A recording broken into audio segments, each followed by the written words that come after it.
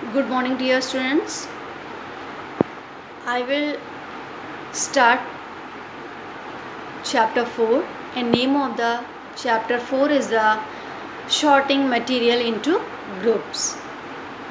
And today I will discuss from here what is the material. What is the material? A substance or a thing, which is used in making different objects is called the material. What is the material?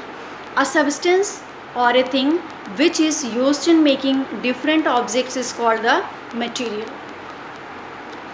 Material can be grouped into two classes.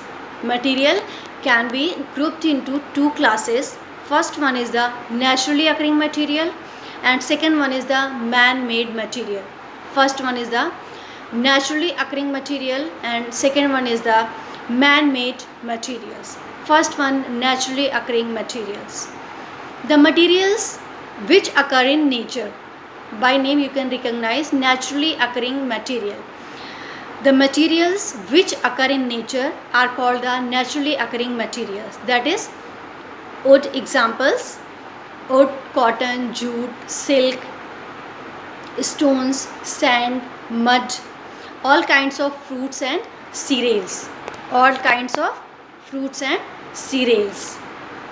And these are the naturally occurring materials. And man-made materials, the materials which do not occur in nature, materials which do not occur in nature but are made by man by combining two or more natural materials are called the man-made materials. Examples: plastic, glass, nylon, soaps, ceramics, steel, etc. are man-made materials.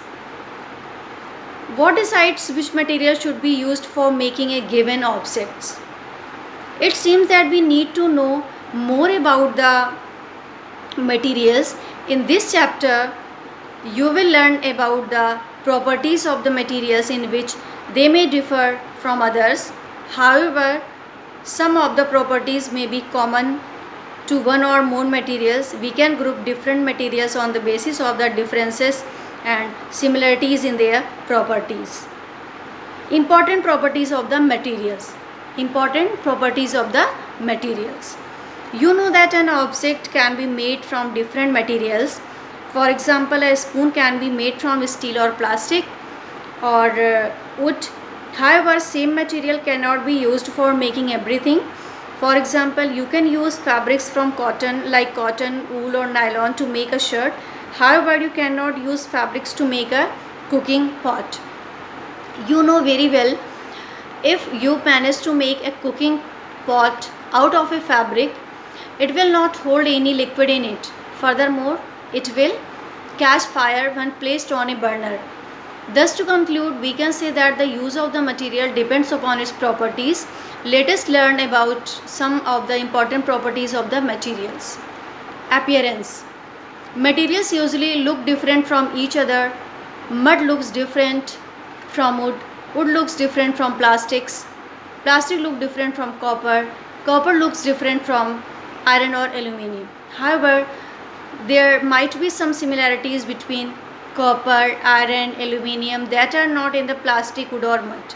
Let us perform the following activity. Activity 3. To show that certain materials have luster, shine on the surface of material. What is the luster? Shine of the surface of the material. What are the materials required?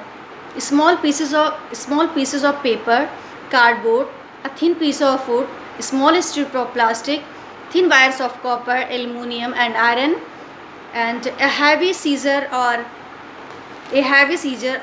metal cutter, a sandpaper. Method: cut each of the materials with heavy scissor or metal cutter. Carefully observe the cut surface of each material. You will notice that in case of paper, cardboard, wood, plastic, etc., the cut surface is not shining.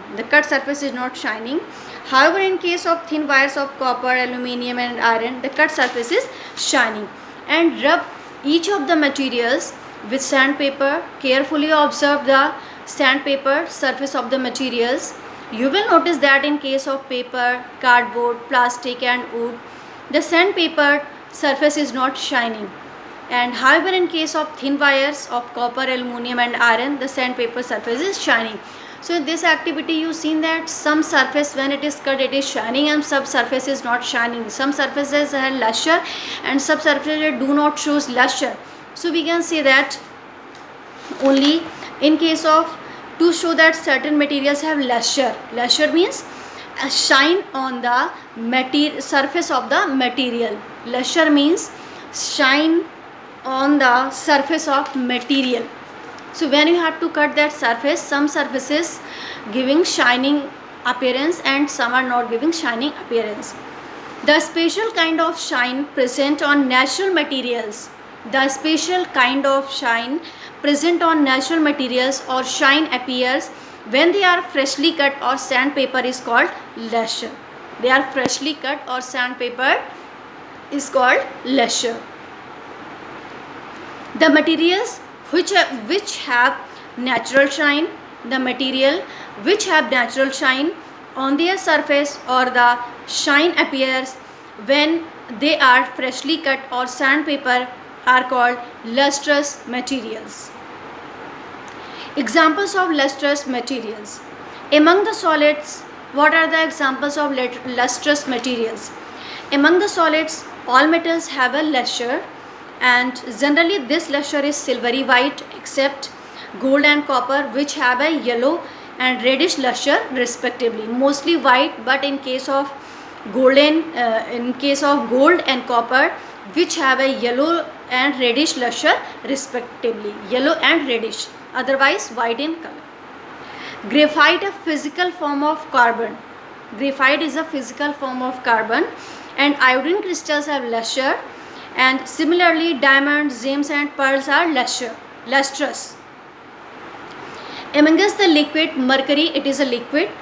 Metal is lustrous, and all gases are non-lustrous. All gases are non-lustrous. Did you know most of the metals lose their luster when exposed to air and moisture for long time? It is because the air and the moisture slowly reacts chemically with them to form their oxides. For example, copper metal, which is reddish in color, becomes green. Similarly, silver metal, which is silvery white, becomes black. When the surface of these metal is polished, the oxides fall off and the metal regain their luster. Hardness.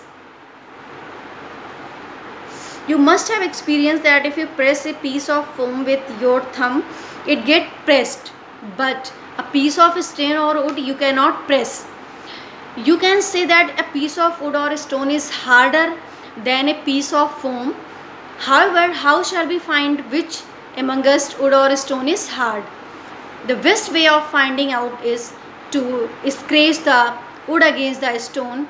If the wood gets scratched by a stone, then the stone is harder than the wood. When the surface of two different materials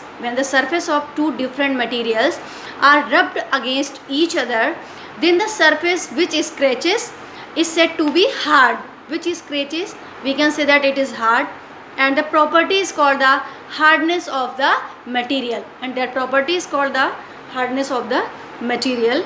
And conversely, the surface which get scratched is said to be soft as compared to the scratching surface. Examples: diamond is the hardest naturally occurring substances, and among the different kinds of diamonds, black diamond is the hardest. Next to diamond, glass is the hardest substance, and diamond can be used to scratch glass and hence are used for cutting glass. Talcum prepared from soapstone is the softest substance. So first properties of the material is the appearance. So by shining or by appearance, you can see that it is, if it is luster, means some surfaces are luster, means shine on the surface. So we can say that it is luster till here. So first properties of the material is the appearance. Till here you have to read.